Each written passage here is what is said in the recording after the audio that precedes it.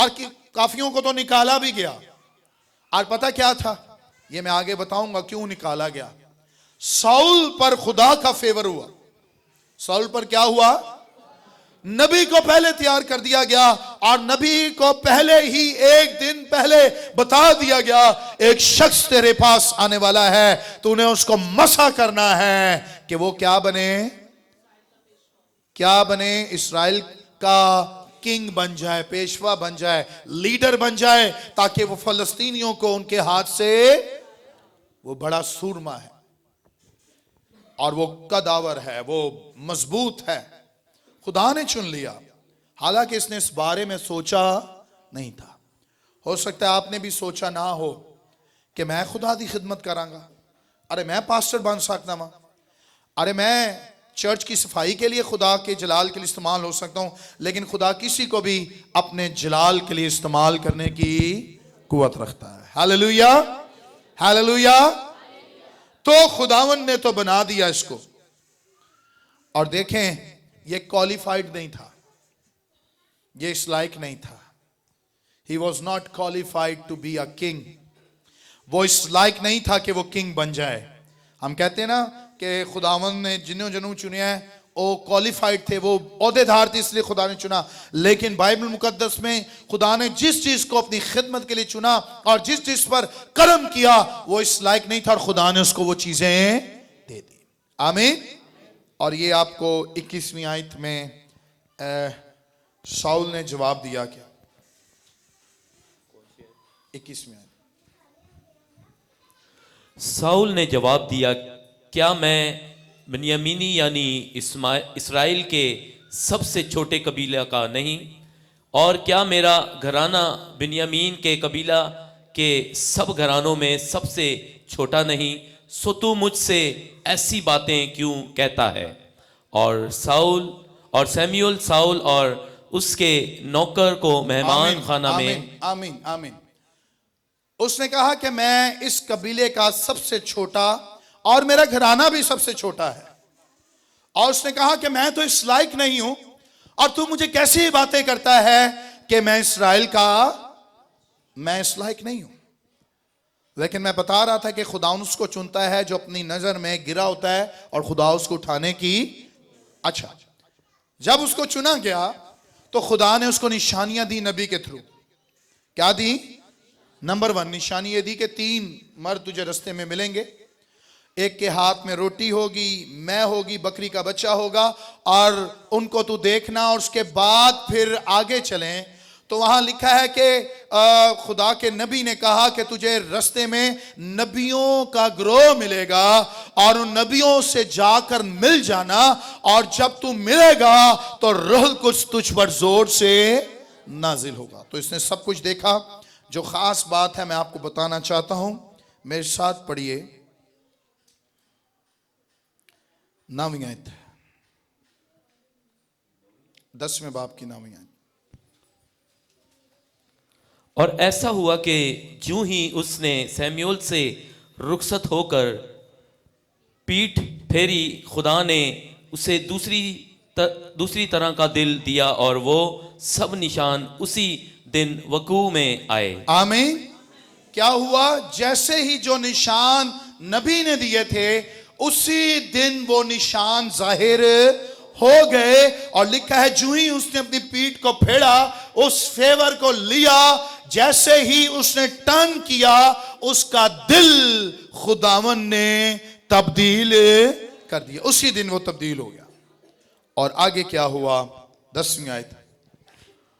और जब वो उधर उस पहाड़ के पास आए तो नबियों की एक जमात उसको मिली, और खुदा की रूह उस पर जोर से नाजिल हुई, और वो भी उनके दरमियान नबूवत करने लगा। हालेलुया।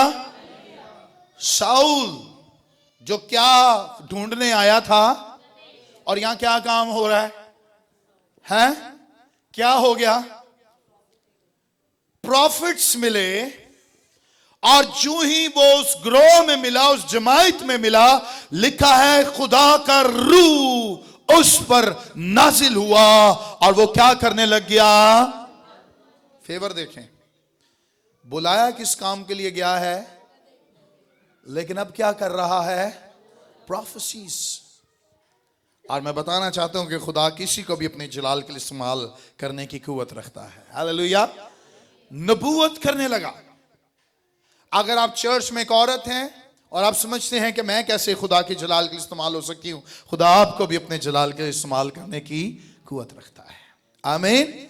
आप किसी भी कंडीशन में हो, आप बच्चे हो, यहां कोई बच्चा भी बैठा है, सुने, खुदा बच्चों को भी अपने जलाल के लिए इस्तेमाल करने की कुव्वत रखता है और खुदा का फेवर उस पर जारी हो सकता है। खुदा का रूह नाजिल हुआ, लेकिन वो ऊपर चला तो गया, बादशाह बन गया, मसा कर दिया गया, लेकिन वो उस अनॉइंटिंग को संभाले। एक हुक्म तोड़ने से सारी बरकत जा सकती है।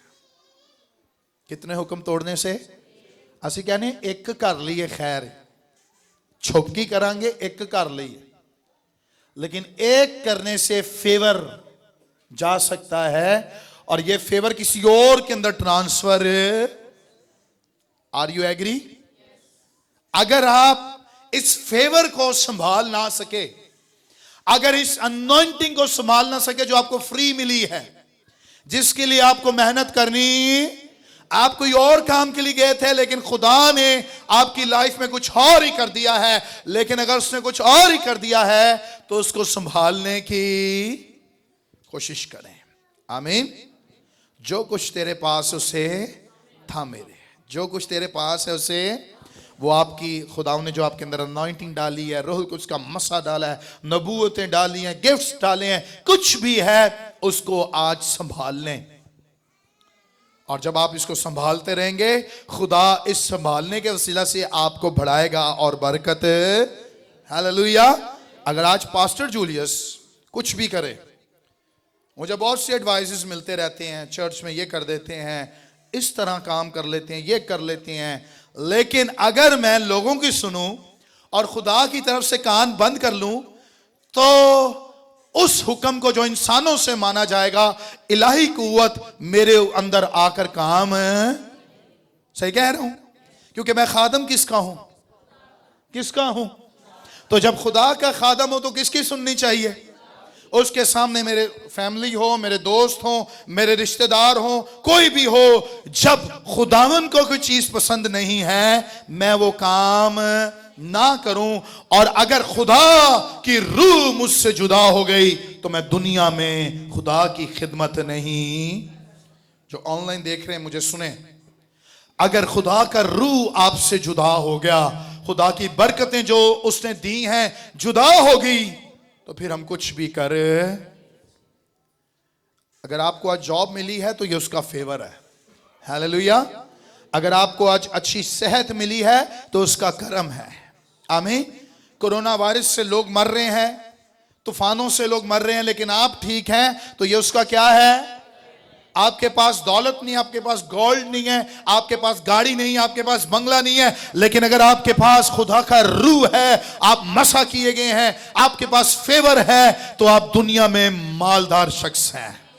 हालेलुया। आप प्लेन में सफर करेंगे, खुदा का फेवर आपके साथ होगा।